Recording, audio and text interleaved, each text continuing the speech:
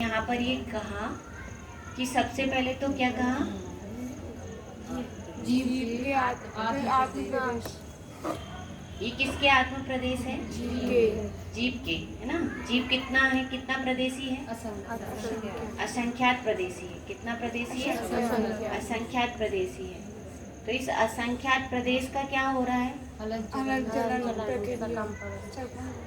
असंख्यात प्रदेश का क्या हो रहा है? हलन चलन हो रहा है। ठीक है, असंख्यात प्रदेश का हलन चलन जो होगा, उस हलन चलन रूप अवस्था को क्या बोलते हैं? सकंप अवस्था। कौन सी अवस्था? सकंप अवस्था। अपन ने इसका उदाहरण भी देख लिए थे, है ना, याद होगा कि यदि कोई बॉटल है, क्या है? बॉटल है, और बॉटल में क्या रखा हुआ है?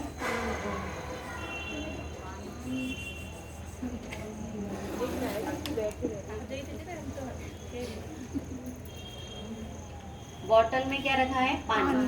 बॉटल में क्या रखा? पानी रखा है। तो जैसे ही बॉटल में पानी रखा है, तो यदि बॉटल को हिलाते हैं तो क्या हिलता है? पानी हिलता है। बॉटल हिलाने पर क्या हिलता है? पानी हिलता है। ग्लास हिलाने पर दूध हिलता है। भगोनी दूध हिलता है, होता है ना।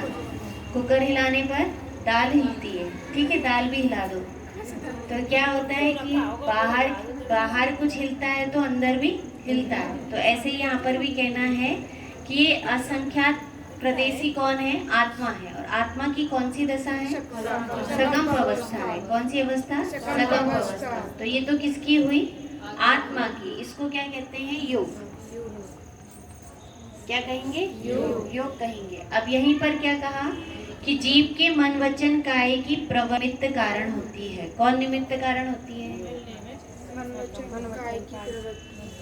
जीव की कौन सी प्रवृत्ति कारण बनती है इसमें? है ना,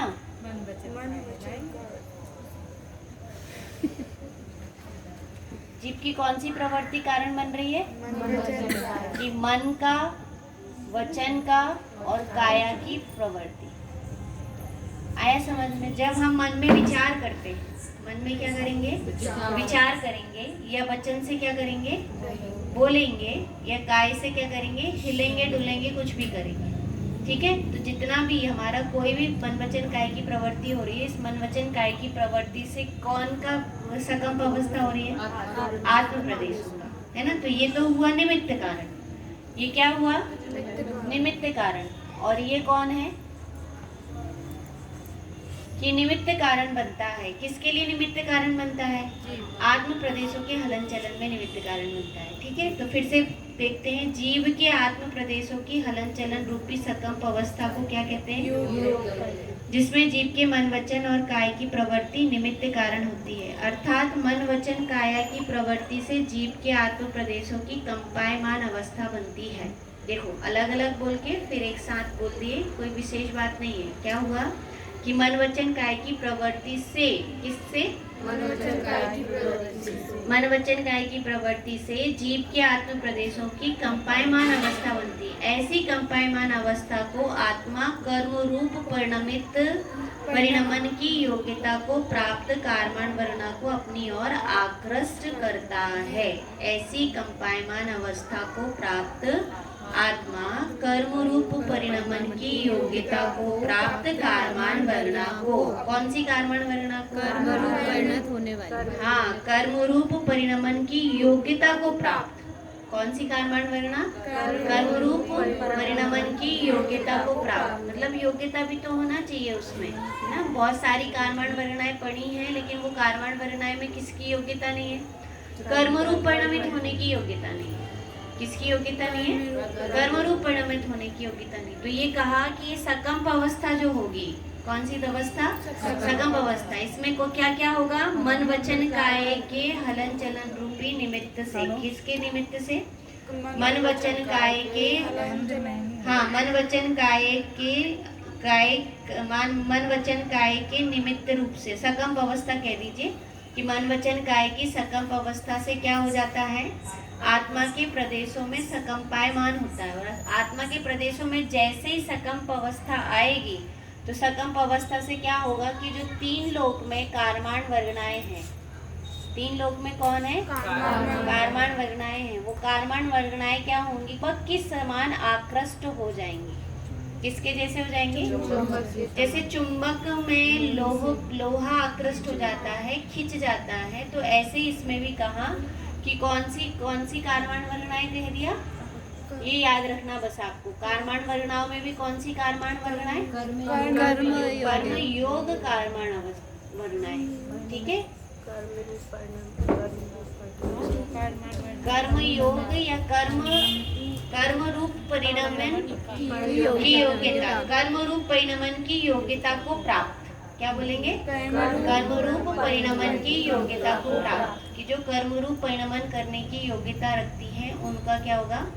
तो ये उनको वो संगम अवस्था में आकृष्ट क्या हो जाएंगे? आकृष्ट हो जाएंगे। ठीक है ना। तो वो कारमान वर्गनाएं अपनी ओर आकृष्ट करता है, अपनी ओर आकृष्ट करता है। जैसे ऐसा होता है, जैसे अपन कहें कि अपने घर में क्या रखा है कि गेहूं रखा है, लेकिन गेहूं वो जो बाली आती ना ठंडों के समय में, तो वो अभी कैसी अवस्था है कि वो कर्म रूप परिणमित होने की अवस्था नहीं है, मतलब वो आटा रूप बनने की है। गेहूं पक गया है क्या? जैसे कच्चा फल है, ऐसा कहें अपन, आम कच्चा है या जामफल कच्चा है, या अभी कौन सा फल आ रहा है, अनार या नाशपाती आ रही है, तो वो कच्ची है, छोटी है और कच्ची है। तो वो कच्ची जो है वो अपने को आकृष्ट करती है क्या? खाने के लिए आकर्षण आता है क्या? नहीं आता। कब आकर्षण आता है? कि जब वो क्या हो जाती है कि वह पक जाती है। क्या हो जाती है? पक जाती है। इस समय जो सीजन है वो किसका है? अनार, सेवफल है ना, और नाशपाती। तो अब बताओ वो किसकी ओर आकृष्ट हो रही? कि वो पहले परिणमित हो। क्या हो? पहले परिणमित हो। जैसे बच्ची होती है ना, तो छोटी बच्ची होती है, तो छोटी बच्ची को देख के पहले तो ऐसा हो जाता था। अपन दृष्टांत एक दे समझना कि छोटे बच्ची जैसे ही जन्म ली और किसी का बच्चा जन्म लिया तो शादी थी पक्की हो जाती कि आपकी उनके घर में शादी पक्की। जैसे किसकी हुई थी? प्रद्युम्न जी और दुर्योधन की लड़की। तो सुना है आपने? दुर्योधन जो थे, और दुर्योधन के लिए जो था सत्यभामा के भी बेटा हुआ और रुक्मणी के भी बेटा हुआ। तो दोनों ने क्या कर दिया था कि डन कर दिए थे कि शादी कैसी हो जाएगी? पक्की। क्यों हो गई शादी पक्की? कारण उसमें क्या हुआ कि लड़की थी उनकी और इनका क्या हुआ? लड़का हुआ। और पहले तो गर्भ में भी निश्चित कर देते थे कि यदि हमारी लड़की हुई तो हम आपको देंगे, और आपका लड़का हुआ तो हम आपसे ले लेंगे। हाँ, और लड़का हो गया तो कैंसिल, मतलब ऐसा नहीं है। यदि लड़का हो गया तो कैंसिल हो जाएगी। तो वो क्या हो जाता है ना कि ऐसी फिक्स हो जाती थी। तो लेकिन अब उसको अपन कहें कि जब तक के लड़की अभी कैसी है? छोटी है, तब तक के अपने को उसकी शादी का कोई विकल्प होता है क्या? नहीं होता। क्यों नहीं होता? कारण उसका क्या है? क्योंकि अभी योग्यता नहीं आई। उसको क्या बोलेंगे? योग्यता नहीं आई। ऐसी कारमान वर्णाएं बहुत सारी भरी हुई हैं। कारमान वर्णाएं कैसे भरी हुई हैं? बहुत सारी भरी हुई है तीन लोक में, लेकिन वो कैसे नहीं हुई कि कर्म रूप परिणमित होने की योग्यता। क्या बोलेंगे? कर्म रूप परिणमित होने की योग्यता, कि उसमें अभी किसकी योग्यता नहीं आई? कर्म रूप परिणमित होने की योग्यता नहीं आई। बराबर समझ में आया? तो इसलिए कहा कि वो कर्म रूप परिणमित होने की योग्यता जो प्राप्त होती है उससे आकृष्ट होता है। तो पर आकृष्ट कब होता है? और कि जब कंपायमान दशा होती है, सकंप अवस्था होती है। क्या होती है? सकंप दशा होती है, कंपायमान अवस्था बनती है। तो कंपायमान अवस्था कब बनती है? कि आत्म प्रदेशों की कंपायमान अवस्था होना जरूरी है।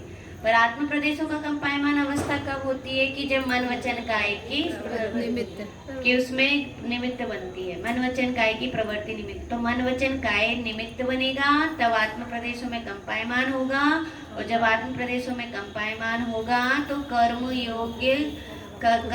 रूप परिणमित होने की योग्यता वाली कारमान वर्गनाएं आकृष्ट हो जाएंगी। आया समझ में? तो आपको 3 स्टेप ध्यान रखना है मात्र। कितनी चीजें? 3 चीजें। कौन किसकी प्रवृत्ति होगी? मन वचन काय की प्रवृत्ति के निमित्त से। किसके निमित्त से? मन वचन काय की प्रवृत्ति के निमित्त से। क्या होता है? आत्म प्रदेशों में सकंप अवस्था होती है, इतना भी कह सकते हैं। आत्म प्रदेशों में क्या होती है? सकम अवस्था होती है। जैसी आत्म प्रदेशों में सकम अवस्था होती है तो क्या होता है? कर्मरूप परिणमित होने की योग्यता वाली कार्माण वर्गणाएं आकृष्ट होती हैं। आया समझ में? ये 3 बिंदु ख्याल में आ गए। तो इसलिए यहाँ पर कहा कैसी सकम अवस्था बनती है। अब फिर उसके बाद क्या कहते हैं? कैसी कंपायमान अवस्था को प्राप्त आत्मा कर्म रूप परिणमित होने योग्यता को प्राप्त कार्माण वर्णा को अपनी ओर आकृष्ट करता है, जैसे चुंबक लोह कणों को अपनी ओर आकृष्ट करता है। कार्माण वर्णाएं पूरे लोक में स्वाभाविक रूप से विचरण करती रहती हैं। कार्माण वर्णाएं कहाँ रहती हैं? 3 लोग पूरे लोक में भरी है, लेकिन ऐसा नहीं है कि पूरी की पूरी आके इकट्ठी क्या हो गई कि चैट गई हो, जैसे चींटे चैट जाते हैं। तो ऐसे इकट्ठे आके क्या नहीं होती कि इकट्ठे नहीं चैटती। वो तो कैसी होती है कि जो कर्म रूप परिणमित होने की योग्यता जिस कार्माण वर्णा है वो आके आकृष्ट होती है, और जिसने जैसे परिणाम किए और जिस रूप और जिसके बदलने की पर्याय होती है उसमें जाकर उस जीव के पास जाके आकृष्ट होती है। आया समझ में? तो ध्यान रहेगा, बस इतनी चीज है इसमें, 3 स्टेप कि पूरे तीनों लोक में स्वाभाविक हाँ तीनों लोक में कैसी है? स्वाभाविक रूप से विचरण